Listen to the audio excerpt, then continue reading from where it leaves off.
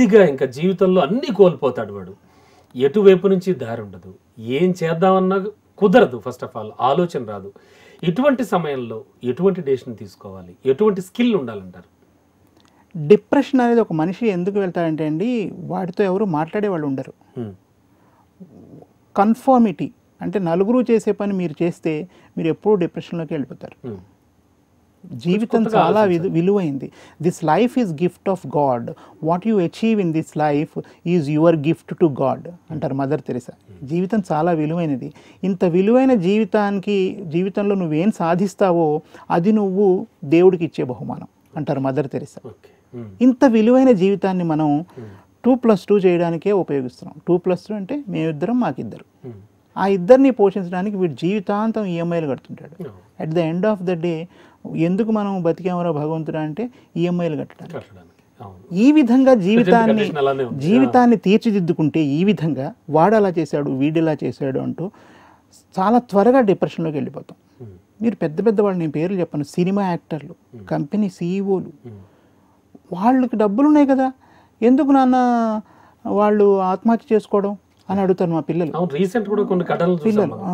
ఎందుకంటే because they don't have resilience skills.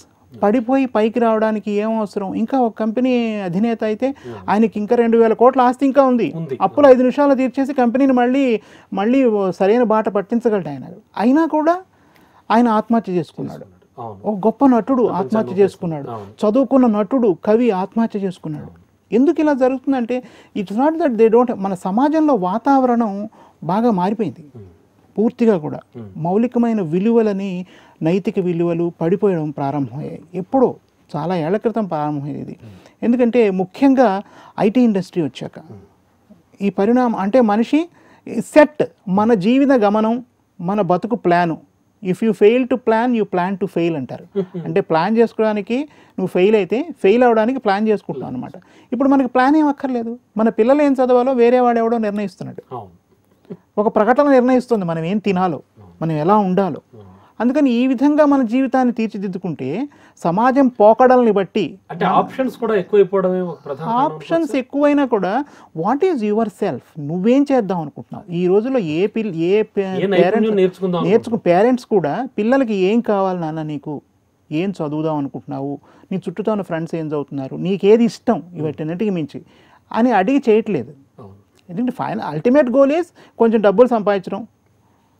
ఇక మరణం కోసం నేను బతుకుతున్నాను కాబట్టి నాకు జననం జరిగింది కాబట్టి మరణం కోసం ఎదురు చూడడం. ఈ జనన మరణాల మధ్యలో నేను ఏదో ఒకటి చేస్తాను. నలుగురు నడిచే బాటలో నడవడం వలన మనుషులు చాలా త్వరగా పతన దిశ వైపు నడుస్తున్నారు అనమాట. అంటే వాళ్ళకు ఒక దశ చూపించేవాళ్ళు, దిశ చూపించేవాళ్ళు ఎవరు లేరు ప్రస్తుతం సమాజంలో. ఎందుకంటే వాళ్ళ కుటుంబాలను నిర్ణయించుకుంటున్నాయి అవి ఏ విధంగా ఉండాలి. చుట్టుపక్కల ఉన్న సమాజం ప్రభావానికి లోనై ఎప్పుడైతే మీరు డబ్బు వెంబడి పరిగెత్తారో, డబ్బులు అనవసరం నేను అనట్లేదు. Don't chase money, chase your dreams. నువ్వు డబ్బు వెంబడి ఎంత మామూలుగా కూడా మన ఇంట్లో చెప్తుంటారు పెద్దవాళ్ళు, నువ్వు లక్ష్మీదేవిని పట్టుకోవాలని ఎంత పరిగెత్తావో అది నీకు అంత దూరంగా వెళ్ళిపోతుంది. రైట్, నేను విజయలక్ష్మి దూరంగా తలుపు దగ్గర నుంచి ఒక దండ తీసుకుని పరిగెత్తుంటూ వస్తుంటుంది. రైట్, మీరేమంటారు? డ్రాప్. మీరు మిడిల్ డ్రాప్. మిడిల్ క్లాస్ వాళ్ళని మిడిల్ డ్రాప్ అని ఎందుకంటారంటే ఏ పని పూర్తిగా చేయరు. They don't work anythings towards positive conclusion. ఏ పనైనా మధ్యలో ఆపేస్తారు, అంతే. ఆరంభ సూరత్వం అంటారు, ఆ ఆంధ్రులకు ఎక్కువ. ఎందుకంటే వాడు మధ్యలో ఆపేస్తాడు. ఏం బాబు సంగీతం నేర్చుకుంటున్నావుట, బాగా నేర్చుకుంటున్నావు? లేదు అంకుల్, పోయిన వారం మానేశాడు. Very good. అమ్మ డ్యాన్స్ నేర్చుకుంటున్నావుట, బాగా నేర్చుకుంటున్నావా? పైకి రావాలి, నువ్వు పద్మశ్రీ అవ్వాలి, పెద్ద పెద్ద వాళ్ళని ఆదర్శంగా తీసుకోండి. లేదు అంకుల్, పోయిన వారం మానేశాను. ఇలా మానేసేవాళ్ళు మధ్యతరగతి వాళ్ళు అన్న ఒక అభిప్రాయం పడిపోయింది. ఫైనల్గా ఈ రెసిలియన్స్ స్కిల్స్ అనేవి ఖచ్చితంగా ప్రతి ఒక్కళ్ళు నేర్చుకోదగ్గవంటారా? నేర్చుకుని ముందుకెళితే మంచిది అంటారా? ఇది అంటే మరోవైపు చూస్తే కనుక నెగిటివ్గా ఆలోచిస్తే ఎందుకు పతనం గురించి ఆలోచించడం అనే క్వశ్చన్ కూడా ఉదయిస్తుంది అఫ్ కోర్స్. సో దీన్ని కంక్లూడ్ చేస్తూ ఎందుకు నేర్చుకోవాలి అంటే ఖచ్చితంగా నేర్చుకునేటువంటి ఇంపార్టెన్స్ ఉందంటారా? మంచి ప్రశ్న. రెసిలియన్స్ స్కిల్స్ అనేవి మీరు గమనిస్తే ఇంతసేపు మనం మాట్లాడుకుంటే అవేవి ప్రత్యేకంగా లేవు. ఓకే, బహుముఖీన నైపుణ్యాలు అలవర్చుకోండి, నేర్చుకోండి. స్కిల్స్ నేర్చుకోండి, అవే రెసిలియన్స్ స్కిల్స్. అంటే మీకున్న నైపుణ్యాలు వదిలిపెట్టద్దు. అవును, అంటే ఒక దాంట్లో విఫలమైన మరో దాంట్లో లేవచ్చు. రైట్. బాగా బీటెక్ చదువుకున్న వాళ్ళు చాలామంది ఉన్నారు మన చలనచిత్ర రంగంలో. వాళ్ళు బీటెక్ చదువుకుని ఉద్యోగాలు చేసుకుని ఉండొచ్చు, కానీ యాక్టర్స్ అయ్యారు. ఎందుకు? వారసత్వ నైపుణ్యం. అలాగే రాజకీయాల్లో వారసత్వ నైపుణ్యం. ఈ వారసత్వ నైపుణ్యాలు ఏవైతే ఉన్నాయో అవి పట్టు కూర్చోండి. అది కాకుండా కొత్తవి నేర్చుకోండి. అవే రెసిలియన్స్ స్కిల్స్. అవే మీరు పతనం కాకుండా కాపాడుతాయి. నలుగురు ఆలోచించేట్టు మీరు ఆలోచించకండి, విభిన్నంగా ఆలోచించండి, ఇన్నోవేటివ్గా ఆలోచించండి. సో ఇప్పుడున్న కండిషన్లో, ఇప్పుడున్న ఈ ఫాస్ట్ యుగంలో ఖచ్చితంగా రెసిలియన్స్ స్కిల్స్ అయితే అవసరం, చాలా అవసరం. ఒక్క నైపుణ్యం నేర్చుకుని ఒక ఉద్యోగంలో జీవితాంతం బతికేసి రిటైర్ అయిపోదాం, పెన్షన్ వస్తుందని అనుకుంటే మాత్రం అటువంటి వాళ్ళకి ఇప్పుడు జీవితం కాదు.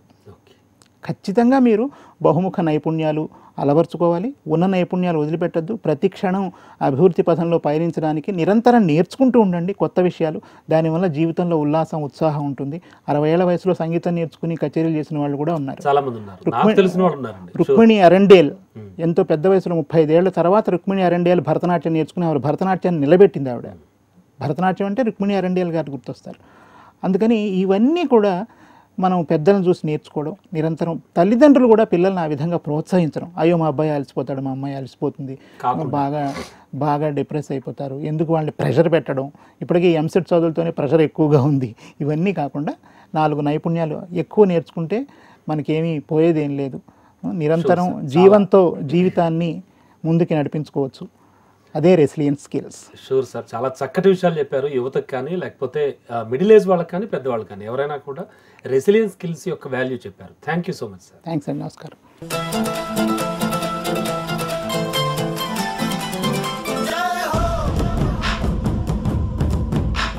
ఉపన్యాస కళలో మీరు నిష్ణాతులు అవ్వాలనుకుంటున్నారా? అయితే మీ కొరకే వక్త. వివరాల కోసం సంప్రదించాల్సిన ఫోన్ నంబర్ 9553586062.